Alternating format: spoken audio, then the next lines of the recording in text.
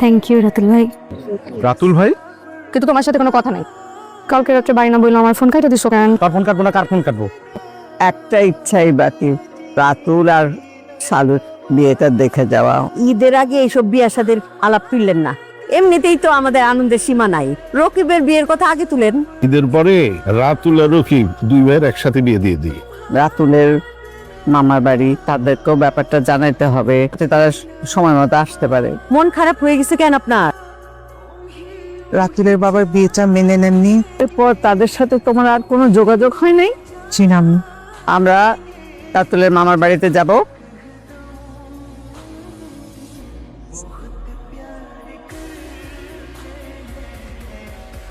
আসসালামু আলাইকুম। আপনারা? আমি রেহানা। এই বাড়িতে রায়হান নামে কেউ থাকেন? জি জি, আমার আব্বা। রায়হানের ছেলে?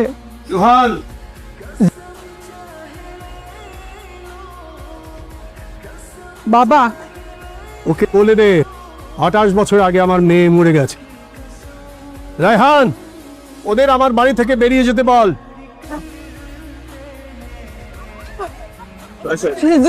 উনি কি এসে?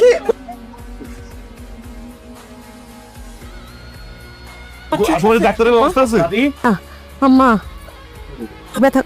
ছাগল কেমন দিলাম, এখন একেবারে বাড়ির ভিতরে হামদাইয়া গেছে।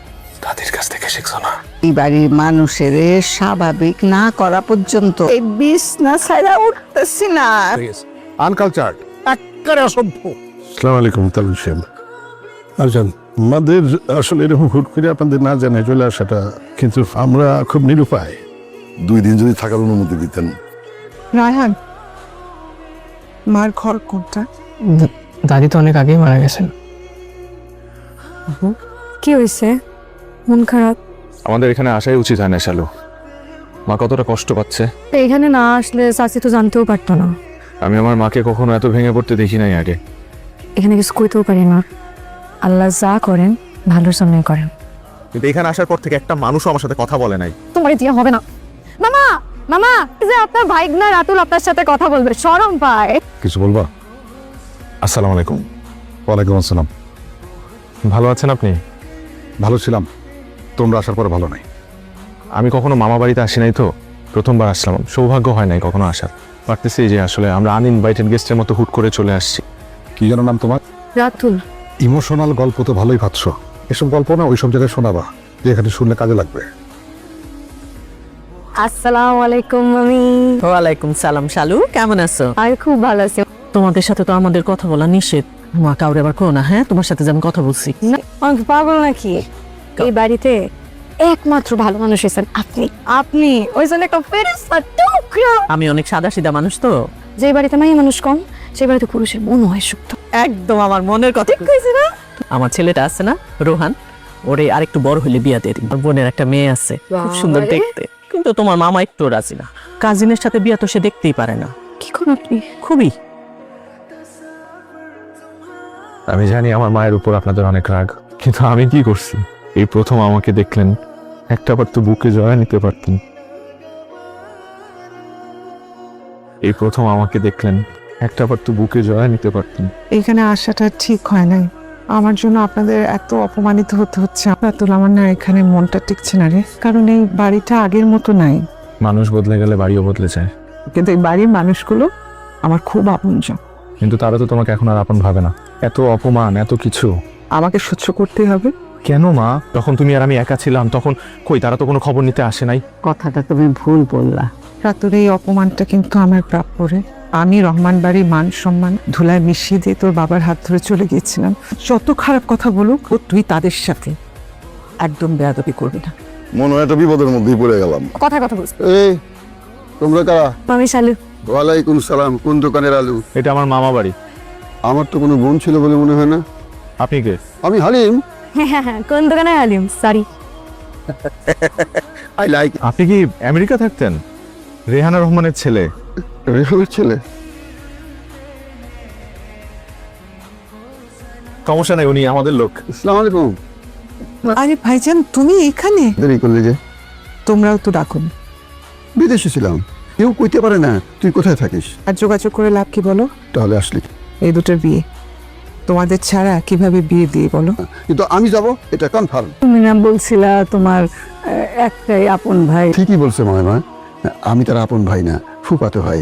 আরে তোর ছেলের চেহারাটা একেবারে রাজকুমারের মতো। না কোন বংশের ছেলে? তোমরা রোহান রে দলে বেরাবা, ব্যাস তুমি মামার মন জয় করবা। খাবার পরে মা শুয়ে পড়েন, তোর হাত পা কামড়ায়, ওনার পাটা একটু টিপতে পারো, তাহলে কেল্লা ফতে। নূপুর, একটু এদিকে আসবে? তোমার বিয়ের সময় তো আমি ছিলাম না, বাড়ির বউকে প্রথমবার দেখলে কিছু উপহার দিতে হয়, এটা তুমি রাখো, আমি খুব খুশি হব। না বই আরে নূপুর, এই পরিবারের সম্মানের প্রতি যার কোনোদিন কোনো খেয়াল ছিল না তাকে বলে দাও সে যেন জোর করে এই পরিবারে অংশ হওয়ার চেষ্টা না করে। আর এটা কোনো ভিখারি পরিবার না যে যার তার উপহার নিবে। সে যে পরিবারে চলে গিয়েছিল তাকে সেখানে যেতে বলো। ভিখারির মতো দুয়ারে দুয়ারে ঘরের অভ্যাস তার পরিবারে বা তার থাকতে পারে, আমাদের পরিবারে কারো সেটা নেই। সম্মান শুধু আপনাদের আছে, আমাদের নাই। আমার মায়ের অপরাধ কি? আমার মা আমার বাবাকে ভালোবেসে বিয়ে করছে, এটা তার অপরাধ? গত 28টা বছর থাকছে, আপনারা একটা খোঁজ নেন নাই আমার মায়ের। আর কত শাস্তি দিবেন আমাদেরকে?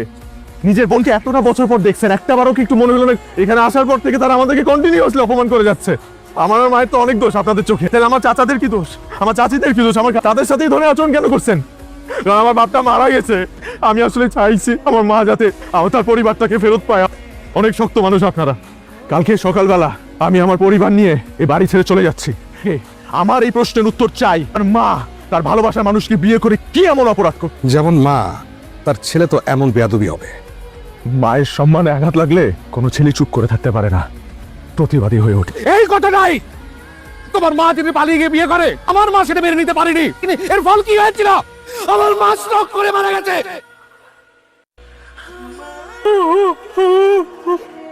চারজন আমার মা মারা গেছে, তাকে আমি মৃত্যু সংবাদ দিব?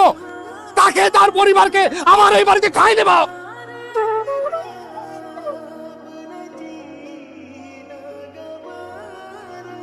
I'm sorry. কালকে আমাকে একটা জায়গায় নিয়ে যাবে, কোথায়? ওর নানির কবরে। হাই নানা ভাই, ঘুমাইছেন?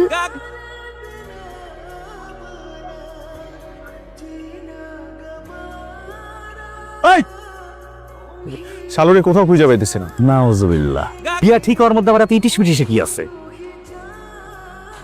রে তোরা এখানে বিড়ি খাস? সি সি সি সি সি সি সি সি সি। ভাইজান, এত কথা বলার দরকার নাই। সিগারেটের প্যাকেটটা লাইটারটা নিয়ে নে। প্যাকেট দে। আমি কইতে তুই ক প্যাকেট তোর পকেটে, প্যাকেট পকেটে তুমি দাও না কেন? আরে সিগারেট খাওয়া শিখে দিয়েছে আমার বড় ভাই। আমি জীবনে সিগারেটে হাত দেই নাই, আমাকে বলে সিগারেট খা, সিগারেট খেলে ফিল পাবি। কেন? আমি জীবনও তোমার সাথে আর মিশবো না, তুমি খুব খারাপ একটা বড় ভাই।